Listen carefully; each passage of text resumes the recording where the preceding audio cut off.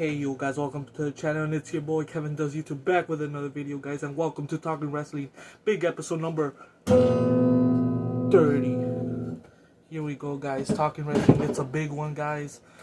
I'm like literally everyone in my house is asleep, so I need to be extra quiet. But I'm literally recording this after Monday Night Raw. It's too huge of Talking Wrestling to now record real quick and upload it as fast as I can because something huge happened. But we'll get into that later. You already know by the title, but let's just make some suspense of the video. But let's just get straight into it. Some SmackDown and obviously the biggest Raw of maybe the whole year. We'll get into that. But yeah, guys, here we go, guys. Talking Wrestling, big number 30, I believe.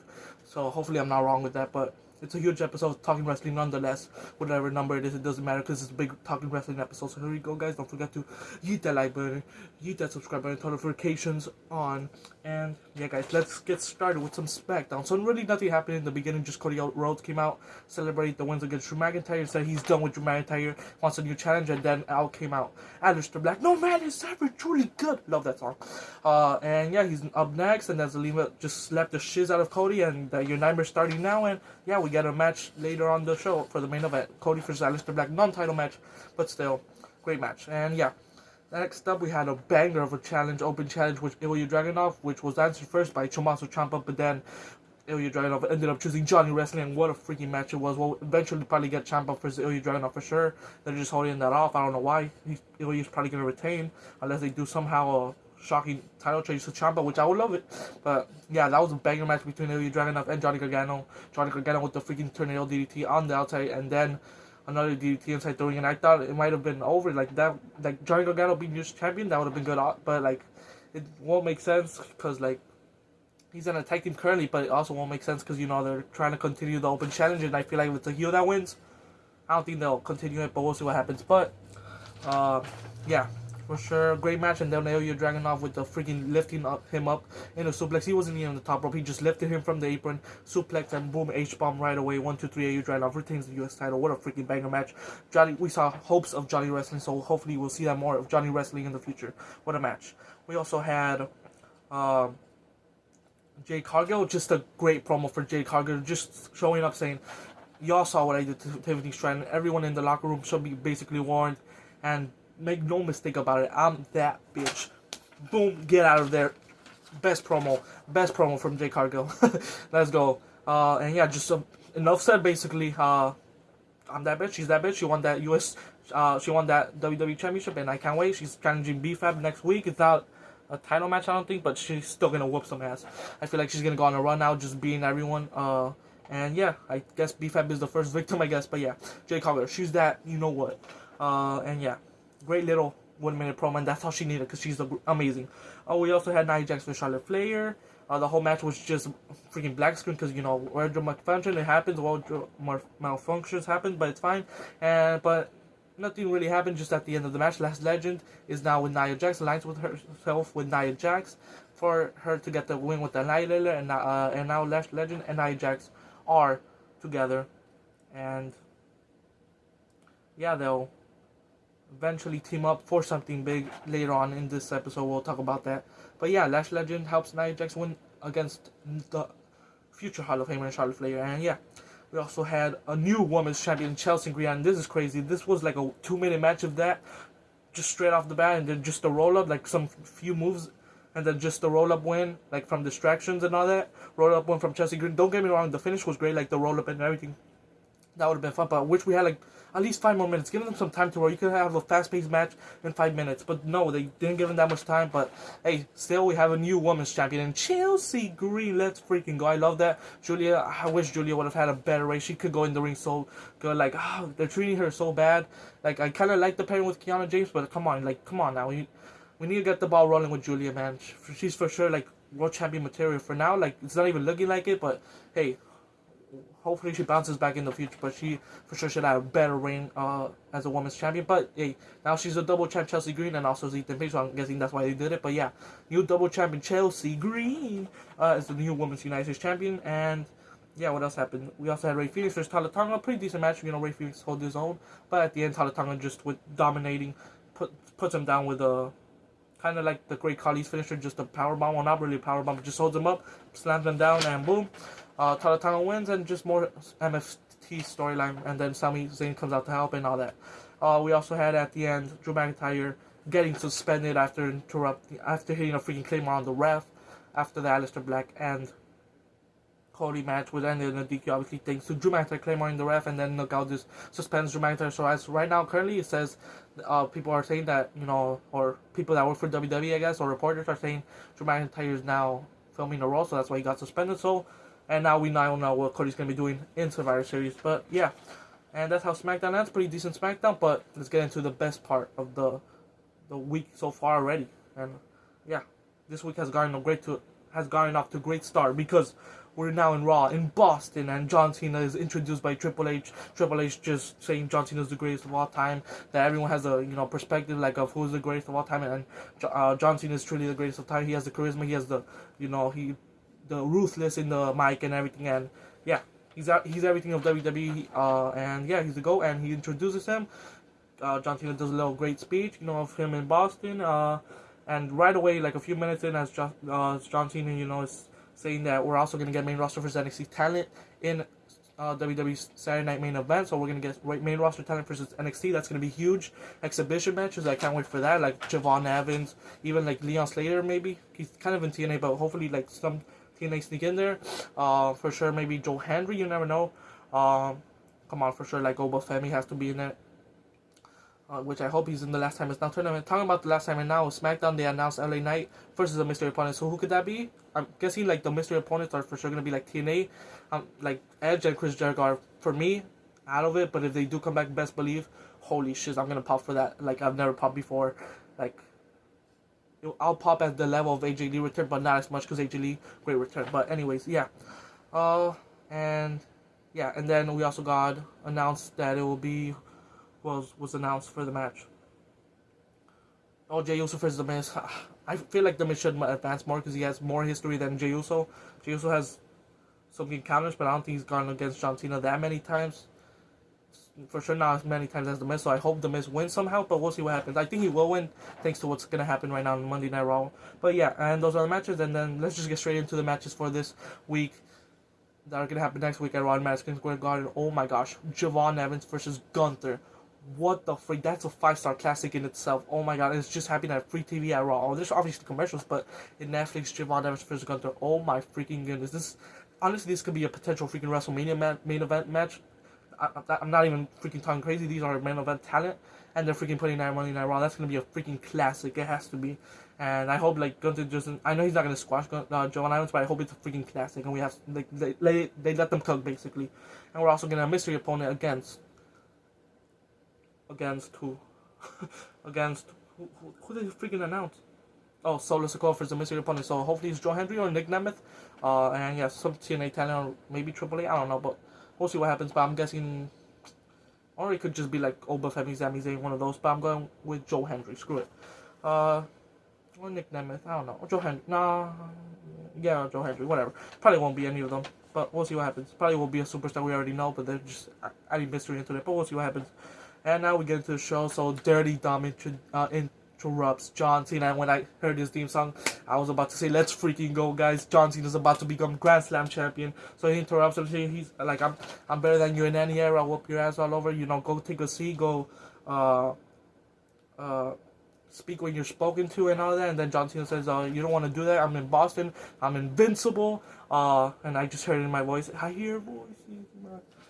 I hear them loud and clear. The freaking goosebumps of John Cena and The Rock once in a lifetime, which became twice in a lifetime. But anyways, and yeah, and then we get a match. Triple H makes it official, and it's happening right now. John Cena versus Dirty Dom kicks off Raw, and it was a pretty decent match. Didn't see that much because of the commercials, but it was a great match.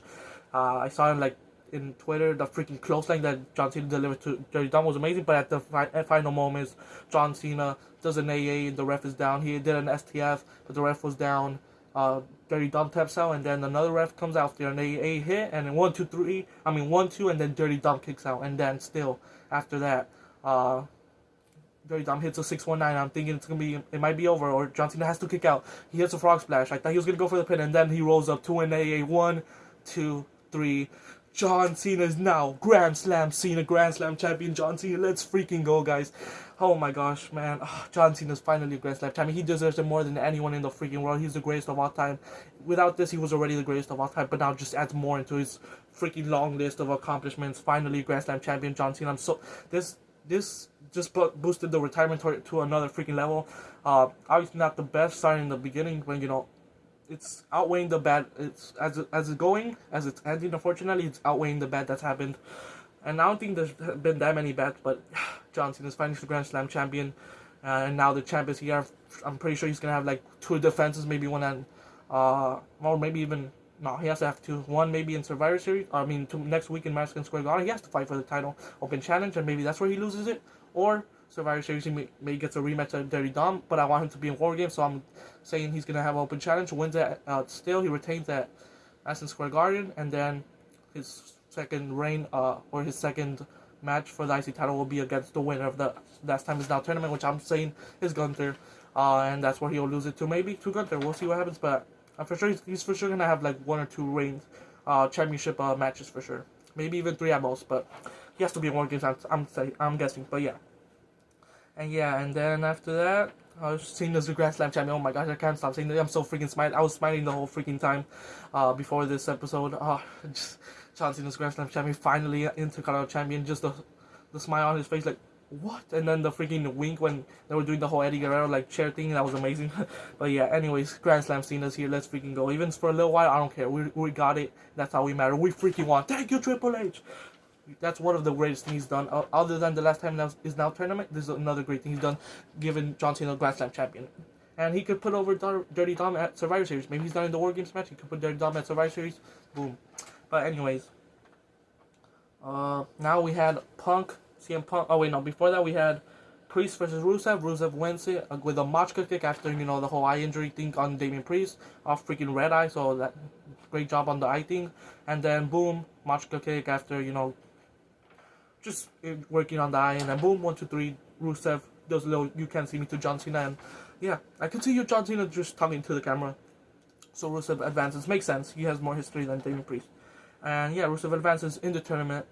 And next up we have CM Punk calling out Logan Paul. Logan Paul comes out, and then he says, I had a new vision, and then out comes Paul Heyman, and you know, now Logan Paul's officially in the vision, at least for now. I don't think he's an official member, I don't know, maybe it's just for War Games, I'm guessing it's just for War Games. And he comes out with Paul Heyman, and then the Brawns come out, and yeah, and then they just get into a big brawl, and then Jey Uso comes out to help CM Punk. CM Punk said he'll beat everyone's ass, all 5 of them, and you know, Paul Heyman counts as 2. That was freaking funny for CM Punk. And yeah, and then out comes Jey Uso, and then out comes the American Nightmare to help them 3-on-3. Boom, the American Nightmare, and he is now officially in War Games, and thanks to Regal saying War Games, it is now confirmed CM Punk, Cody Rhodes, and Jey Uso. We need 2 more. Has to be John Cena, in my opinion. I really want him to be in War Games, just to have more, like, some stories outdone with the whole Vision thing and everything, because he couldn't fight any of these, and also with the, like, people on his team, and then Roman Reigns, so, like, he already has Roman done, and then the Vision obviously done with, and then maybe a Beast in Brock Lesnar. It just makes sense, like, just have John Cena pin Brock Lesnar. That's the only ghost technically he hasn't beat, at least in this tournament, in this whole retirement tour. You know, he lost to Brock Lesnar bad, so this is a great way to, like, have some rivalries done with like Roman and his team, and then the Vision, and then Brock Lesnar pin him right there and win it for the War Games side, the baby faces. It's just right there. So hopefully they do that. And then Roman Reigns, obviously John Cena would be amazing. Obviously Roman with Cody and Punk teaming up. Oh my gosh, it makes sense. But I mean, it makes sense kind of because they're already all good, you know. But I can't wait to see that. Hopefully it happens. John Cena, we need him. The other second best thing is John Cena versus Dirty Dom for a rematch, and Dirty Dom obviously wins it. But I want that War Games squad, a mega squad. I wish instead of Jey it was Randy, but hey, we kind of get everything. I love Jey, so still yeet. So yeah, but yeah. And yeah, and then like I said, Regal confirms it, War Games, and yeah, get ready for war, boys. Let's go. And yeah, what else did we get? We got Stephanie Vaquer versus Raquel Rodriguez. Nice little win from Stephanie Vaquer with her moonsault. And then comes the Bella heel turn from Nikki Bella. Hits her with the freaking world title. And yeah, that's all we need. A heel Nikki Bella. I feel that's her best work ever. And I can't wait for the match eventually. Maybe at Survivor Series. If she does end up winning, that would be a shocker. But hey, I'm down for a heel. Even though I love Stephanie Vaquer so much. And I want her to have a long reign. I wouldn't mind if they do a little switcheroo for a little bit and Nikki Bella wins it, and then she could win it back like Royal Rumble or like the final Raw of 2025. Who knows? But or the first Raw of 2026, she wins it back. I don't know. But I'll be down for a heel Nikki run for a little with the world title. But even if it's just a match, I'm down for heel Nikki for Stephanie McClure. Sign me the freak up. Let's go. Finally heel Nikki Bella. Her best work. Can't wait for it. We also had. What else do we had? I'm guessing the main event now. Oh, banger between Sheamus and Shinsuke Nakamura, and then at the end, Sheamus with the bro kick, out of nowhere, and I freaking love the match. And yeah, Sheamus beats Nakamura, makes sense. Has more history than Nakamura, even though Nakamura has only had one encounter with John Cena and he beat him. So would have been nice to renew it again. But hey, great match, banger. Sheamus advances, and I can't wait for another banger. He's going to show up maybe against Gunther. I think that's who he's going to face next if Gunther wins, which I'm guessing he will. Or who will be the other winners? Maybe Jey Uso or LA Knight. I don't know. I feel like Jey Uso is going to for sure get caused by someone in the Vision, so that will help The Miz. But then Carmelo Hayes also for The Miz. I don't know. But we'll see what happens. But yeah. And the main event, the Kabukis versus. Also, we had a freaking great segment on Friday Night SmackDown. So I'm going all over the place with the Kabukis freaking spraying green mist on Charlotte and Alexa Bliss in the background. Asuka spraying the mist on them dressed up as a doctor. It was just an amazing segment. But yeah, and yeah, we also have Maxine versus Becky Lynch next week in Madison Square Garden. That's gonna be amazing. That's where we'll for sure get AJ Lee, and then Becky will align herself with now the War Games team will be Lash Legend, Nia Jax helping out the new Women's Tag Team Champions in the Kabuki Warriors, defeating now Charlotte and Alexa Bliss. And yeah, after they win, Nia Jax and Lash Legend align themselves with the new Women's Tag Champions, Kabuki Warriors, and now they fight off Charlotte Flair, Alexa Bliss, and now comes Rhea and Io Sky to make the save. And now it's 4-on-4, and we just need Becky on Asuka's side, or the Kabuki Warriors and Lash Legend and Nia Jax's side, and then AJ Lee to return next week. And we have our War Games for the women's side, and I love it. And then Rhea ending Raw, a great Raw with War Games, and I can't wait, guys. And there we go. We have the War Games team for the women's, Lash Legend, Nia Jax, the Kabuki Warriors on the heel side, and on the face side, Rhea, Io, Charlotte Flair, and Alexa Bliss. And I'm for sure guessing it's gonna be Becky, and hopefully I would love it for sure to be AJ Lee. But if they had Maxine Dupree, it wouldn't be the worst idea. But hopefully it's AJ Lee. And if Maxine Dupree wins, oh my gosh. But yeah, thanks for watching, guys. And this was Talking Wrestling episode 30, guys. Oh my gosh, what a show! Grand Slam Cena has arrived. Let's freaking go. The timing tours slowly. We have only 3 appearances of the GOAT John Cena, but hey, he's a Grand Slam champion. That's all that matters. Thanks for watching, guys. This was Talking Wrestling episode 30. What a freaking Raw it was. Might be the greatest Raw of this year for sure. It's up there for sure. Top 3 for sure in my opinion. But yeah, thanks for watching. And as always, hit that like button, hit the subscribe and turn notifications on. And now, we have Grand Slam Cena. That's all we wanted, and we got it. And now, hopefully, we get them in War Games. Let's go. The War Games build is starting. Can't wait for that. Thanks for watching, guys. Peace out.